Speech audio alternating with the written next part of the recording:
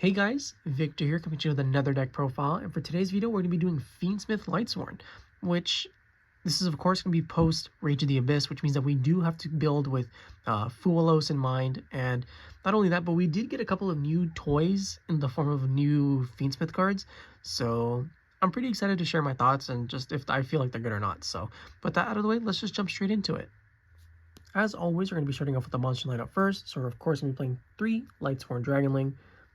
Baby Judgment Dragon is here to stay. This card's phenomenal in Lightsworn. If you have a Lightsworn monster in your graveyard, it's a free special summon extender, and then when it's special summoned, and it doesn't have to be by this effect, just special summoned in general, you're able to foolish any Lightsworn card from deck to the grave.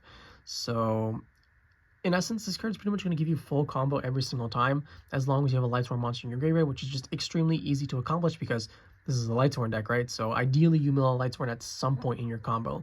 But yeah, so it's a free extender, it sends anything, and then for some just another random reason, whenever it's sent to the graveyard, and this one doesn't have to be from deck to grave, just sent to graveyard period, it's able to search out any dragon with 3k attack, 2600 defense, which means you can search out your Judgment Dragon or Punishment Dragon depending on which one you play. Then for the next we're going to be playing 3 Weiss Lightsworn Archfiend.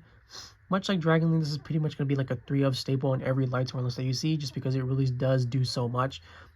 Just its effects, being able to take a Lightsworn card, stacking it on top of your deck from your hand, and then special summoning itself to then in turn mill 2 more cards. Phenomenal. So you take your Wolves, you take your Felices, you stack them on top, you mill them, you special summon them, and then you have basically 2 monsters on the field to do whatever you want with. This is also like a level 4 tuner, which in Lightsworn traditionally is always pretty solid, whether you're synchro summoning it with it or exceed summoning with it. But that's not all it does, right? As when it's sent from deck to the grave, it's also able to special summon any Lightsworn monster from your graveyard except Weiss Lightsworn Archfiend. That's just like a really solid effect because you're able to get back your Wolves, your Felices, your Dragonlings, whatever. However, when it comes to the Fiendsmith portion, this card has like another purpose as well because it happens to be a light fiend monster, which, gives you access to your entire Fiendsmith engine, which is always going to be greatly appreciated. So this card really just does do so many different things that the deck can just take advantage of fairly easily. Then for the final 3 of Lightsworn Monster, we're going to be playing 3 Wolf Lightsworn Beast.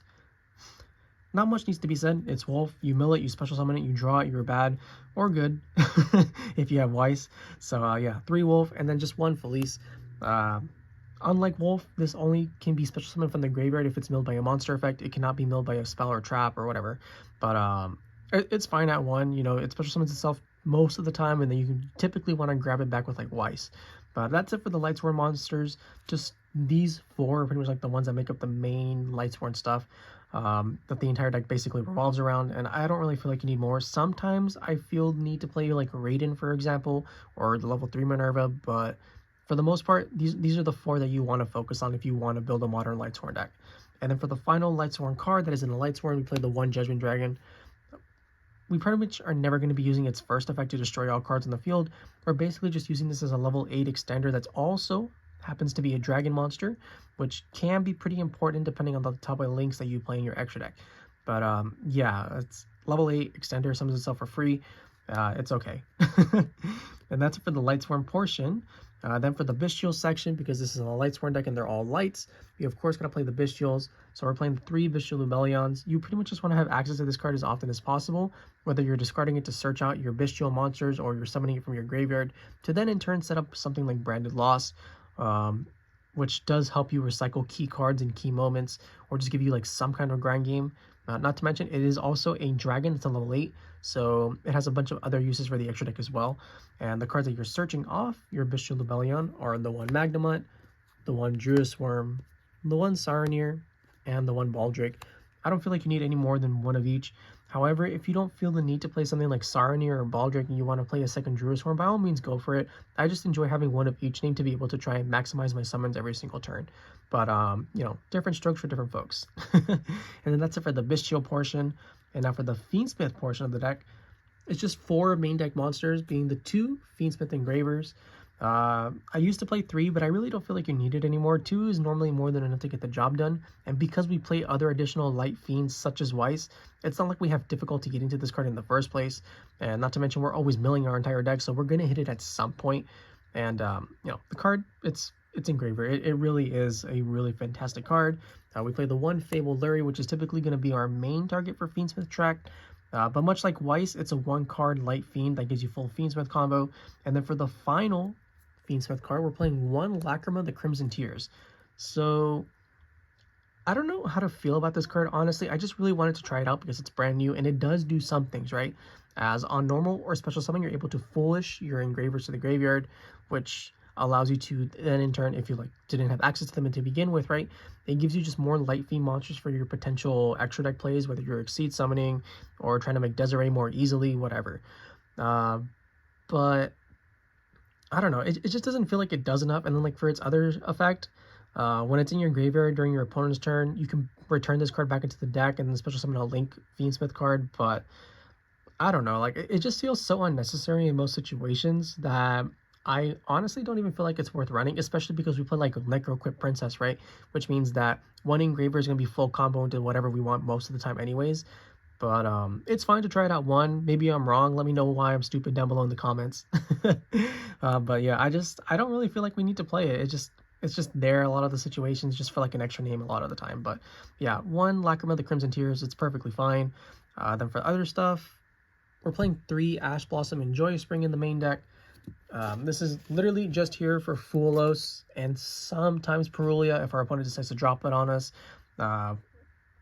Those cards just demolish this deck entirely, so we need to have some kind of counterplay, and with how tight the main deck is, we unfortunately don't really have room for cards like Crossout Designator plus the other Mulch Armies. We pretty much just have to rely on Ash Blossom to be able to try and solve our problems on its own, in addition to like Call by the Grave, which we are playing, you know, spoiler alert. But yeah, I hate playing hand traps. If you follow this channel for a long time, you know that I despise playing it, but because Fulos is in the format now, I just feel like we have to include at least Ash Blossom to try and deal with it. So yeah, 3 Ash Blossoms, and then like a bunch of one-ofs, being the 1 Performance Trick Clown, just a level 4 Light Extender that brings itself back when milled. 1 Mudora, the Sword Oracle. We're not playing Keldo. It's just relegated to the side for now, and honestly, it's fine. This card's horrible if you're going first. I mean, if you're going second, game 1.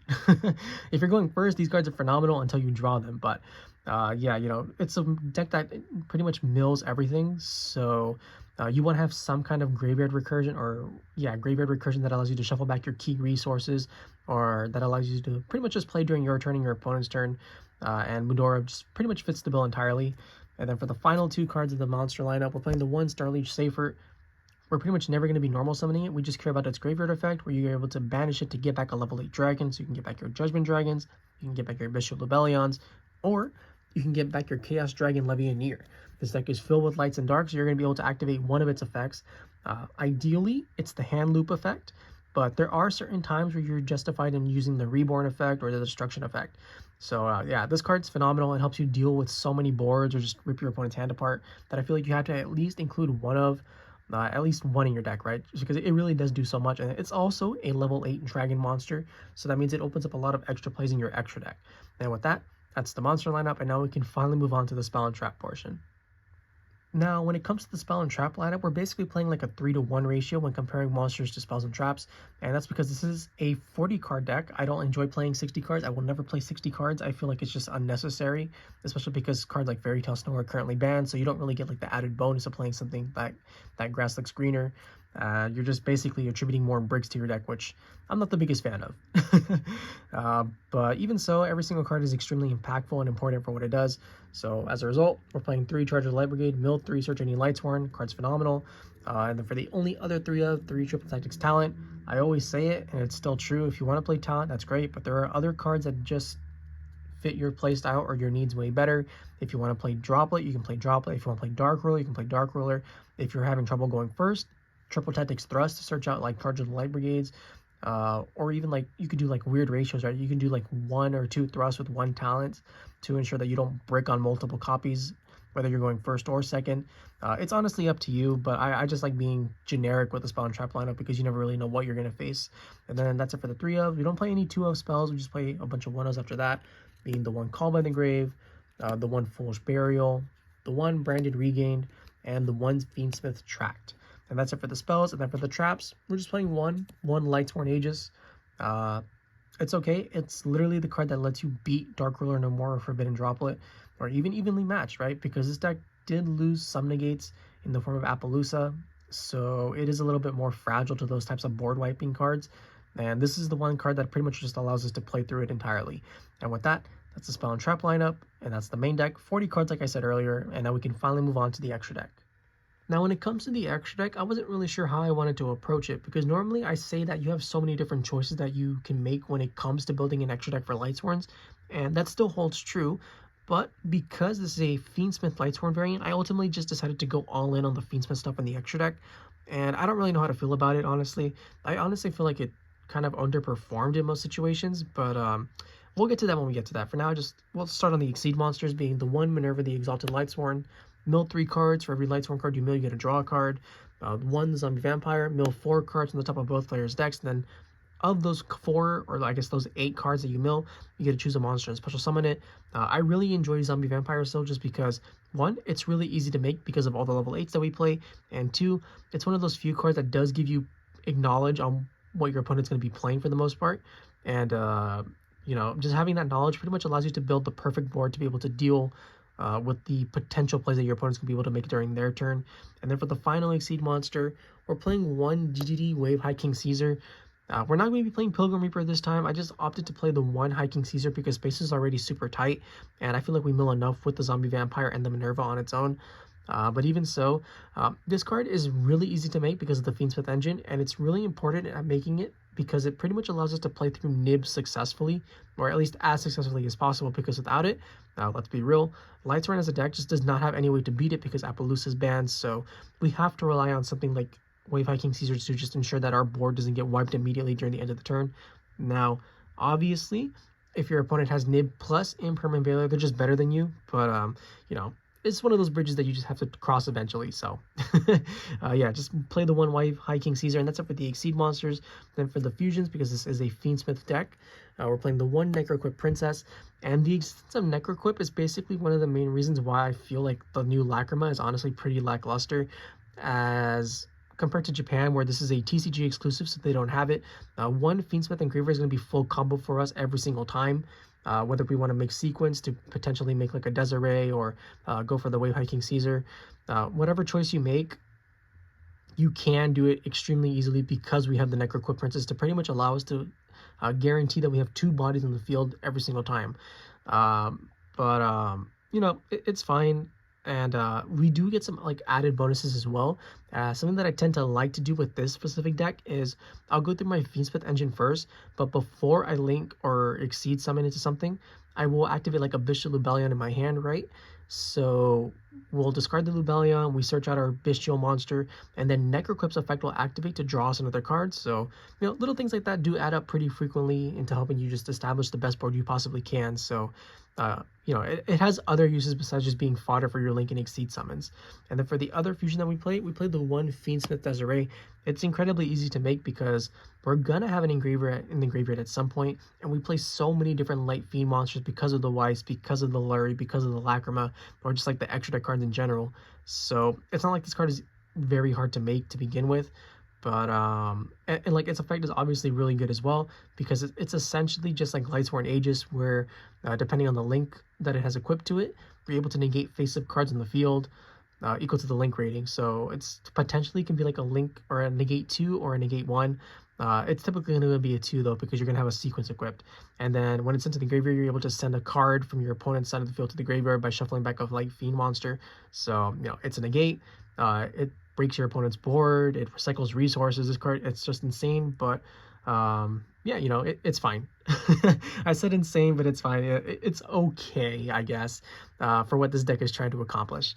Then that's it for the fusions, and then for the links, we're playing the 1 Requiem to tribute to special summon out our engravers from deck, the 1 Moon of the Closed Heaven, because sometimes you just don't have a light fiend monster, even though we play so many. So just any 2 monsters becoming this is full Fiendsmith combo, and then 1 Fiendsmith sequence to be able to make our Lacrima, or not Lacrima, our Desiree, because Lacrima is now banned in the TCG.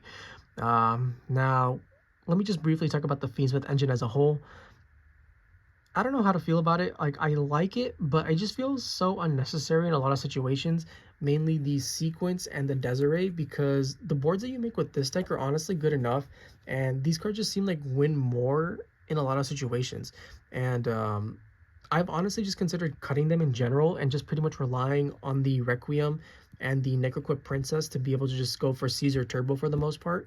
And I could also like consider cutting Moon in the Close Heaven because, like I said earlier, we play so many Light Fiend monsters that we really shouldn't have any trouble accessing the engine as a whole. But we still include it just for like emergencies. But for sure, Sequence and Desiree are like on the chopping block, and they're like other cards that we could potentially place that we're just not taking full advantage of it in this certain like deck profile. But you know, that's a video for another day. If you think I'm wrong, feel free to let me know down below why. Then for the other Link monsters, we're playing the 1 IP Masquerade to go into the 1 SP Little Knight. We're playing the 1 Hieratic Seal of the Heavenly Spheres because we play a bunch of dragons, and this card is able to bounce back any face-up card on the field during your opponent's turn, of course, just by tributing like itself typically. And then when this card is tributed, you're able to special summon any dragon from your deck. So, you know, you can bring out your Dragonlings, you can bring out your Seifert, any of your bestial monsters except for Lubellion. This card, it really is just one of those key pieces that just brings the entire board together. And then for the final Link monster, we're playing the 1-star Yusha Scoldred. We like milling, but we also like drawing, so Scoldred just feels like a no-brainer to include, especially because we are constantly flooding the board. So this is like a phenomenal way of helping us you know, open up more slots while helping us get rid of breaks in our hand and drawing into more good cards. And it also does other things too, right? Like it boosts monsters' attacks when they're special summoned to a zone. It points to you can special summon monsters from your hand, just because Saryusha does that. And since it's also a dragon, you typically want to go into this first, and then you will link it into your Heavenly Spheres after you're done drawing with it. So yeah, this card, really good. And then for the synchros, you play the 1 Minerva synchro to potentially mill up to 6 cards from your deck, the 1 Chaos Angel to break your opponent's boards and just be like a general nuisance, and the 1 Bestial Dispatcher to negate / destroy your opponent's monsters and bring back banished monsters from your banished zone. And with that, that's the Lightsworn Bestial Fiendsmith deck. I hope you guys enjoyed it. If you did, please feel free to like, comment, subscribe, and I'll catch you guys next time. See ya!